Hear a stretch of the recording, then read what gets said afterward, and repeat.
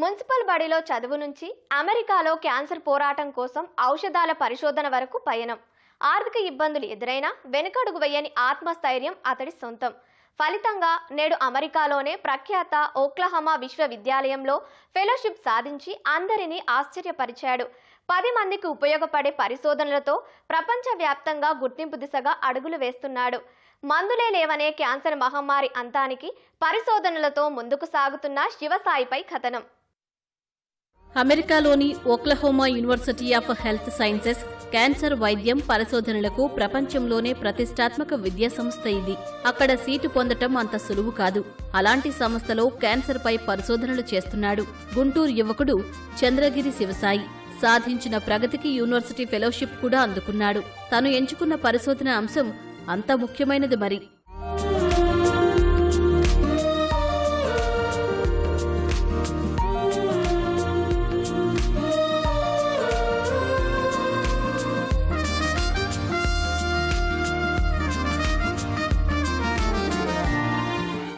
గుంటూరు గుజ్జనగుండ్లకు చెందిన దుర్గాప్రసాద్, సునీత దంపతుల పెద్ద కుమారుడు శివసాయి. గుంటూరులోని ఎస్సీఎం పీఎంసీహెచ్ఎస్ గరువు స్కూల్లో ప్రాథమిక విద్య, జేకేసీ కాలేజీలో ఇంటర్ చదివాడు. అక్కడి వాతావరణం తన ఆలోచన ధోరణిని మార్చివేసింది. ఏదైనా సాధించాలనే తపన మొదలైంది. ఎంసెట్ ర్యాంకుతో విశ్వభారతి కాలేజీలో బీ ఫార్మసీ పూర్తి చేశారు. లక్నవూలోని అమిటీ యూనివర్సిటీలో ఫార్మా కాలేజీలో మాస్టర్స్ చదివాడు.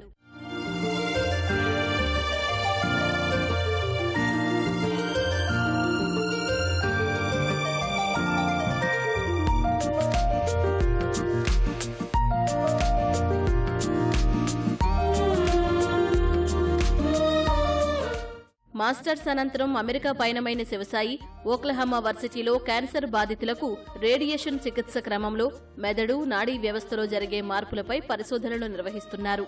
దీనికి కారణాలు తెలిస్తే నివారణ మందుల తయారీ సులువవుతుందని సాయి బృందం ఆలోచన.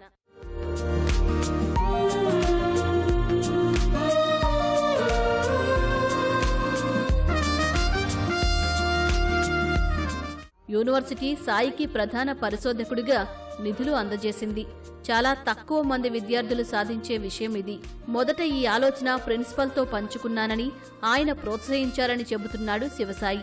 2024 ఏప్రిల్లో పాథాలజీ విభాగం పీహెచ్డీ అర్హత పరీక్షల్లోనూ ఉత్తీర్ణత సాధించాడు.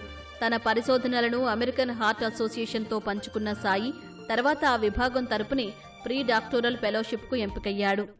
నేను మొదట మా మెంటర్కి చెప్పినప్పుడు నాకు రీసెర్చ్ ప్రపోజల్ థాట్ ఉంది, అమెరికన్ హార్ట్ అసోసియేషన్కి సబ్మిట్ చేద్దాం, అది చాలా యూస్ఫుల్ అయితే రీసెర్చ్ డేటా అని చెప్పగానే మా mentor yeah we go forward అని చెప్పి న్యూరో సర్జరీ డిపార్ట్మెంట్తో మాట్లాడి మేము రీసెర్చ్ ప్రపోజల్ని ఒక 1 year దాన్ని బాగా పరిశోధన చేసి రాసి అమెరికన్ హార్ట్ అసోసియేషన్కి సబ్మిట్ చేసాం. తర్వాత 6 months we have the review period or what has funded. తనను ఈ పరిశోధనల వైపు మళ్లించింది తాతయ్యే అని చెబుతాడు శివసాయి. నాకు మెడికల్ షాపుకు వెళ్లి మందులు కొనాలంటే ఖర్చవుతోందిరా, నువ్వు బాగా చదివి మెడికల్ షాపు పెట్టమని బాల్యంలో తాత చెప్పిన మాటలు తనని ఇంతవరకు నడిపించాయంటున్నాడు. సో మా తాతయ్య చిన్నప్పటి నుంచి చెప్పేవాళ్ళు, మెడికల్ షాప్కి వెళ్ళి నేను ఎప్పుడైనా టాబ్లెట్స్ కొనుక్కున్నప్పుడల్లా చాలా డబ్బులు అయ్యాయి, సో నువ్వు కూడా మెడికల్ షాప్ పెట్టాలి పెద్దయిన తర్వాత, ఈ రోగాలన్నిటికీ మాకు ఏం తెలియదు, ఏం జరుగుతుందో వాళ్ళు టాబ్లెట్లు ఇస్తారు మేము తీసుకుంటాం, సో మాకేం తెలియదు అని చెప్పి ప్రతిరోజు ఆయన టాబ్లెట్స్ వేసుకొని నాకు పుష్ పెట్టారు, లైక్ మెడికల్ సైడ్కి వెళ్ళాలి ఎలాగైనా నువ్వు అని చెప్పి. పరిశోధన నైపుణ్యాలు మెరుగుపరుచుకోవడానికి ఓక్లహోమాలో ప్రవేశం మంచి అవకాశంగా చెబుతున్నాడు ఈ గుంటూరు కుర్రాడు. I went through so many hustles. Till date, I'm going through. Right? Life will teach lessons in every stage. చాలా నేర్చుకున్నాను. ఈ PhD process, masters process, life చాలా నేర్పించింది. ప్రాబ్లమ్స్ ఉన్నప్పుడల్లా చాలా లో అవుతూ ఉంటాను. మా మమ్మీతో మాట్లాడితే తను చాలా నన్ను మోటివేట్ చేసింది. American Heart Association pre doctor grant రావడానికి మా టీమ్, మా మెంటర్ టీంలో ఉన్న చాలా మంది హెల్ప్ చేశారు. సో నెక్స్ట్ 2 years ఈ American Heart Association pre doctor గ్రాంట్తో నా రీసెర్చ్ ముందుకు తీసుకెళ్ళాలి అనుకుంటున్నాను. గుంటూరులో ఉన్నప్పుడు చదువుకుంటూనే తండ్రి నిర్వహించే టెంట్ హౌస్ పనుల్లో చేదోడు వాదోడుగా ఉండేవాడు శివసాయి. అక్కడి నుంచి తండ్రికి భారం తగ్గించాలని Indian Institute of Toxicology Research IITRలో ప్రాజెక్ట్ అసోసియేట్గా చేరాడు. అక్కడ సంపాదించిన డబ్బుతోనే అమెరికాలో ఉన్నత చదువులకు ఏర్పాట్లు చేసుకున్నాడు. కుమారుడు ఇలా ఇంత ఉన్నత స్థితికి చేరడం తమకు గర్వంగా ఉందని తల్లిదండ్రులు చెబుతున్నారు. ఇద్దరు టెంట్ హౌస్లో పనిచేశారు.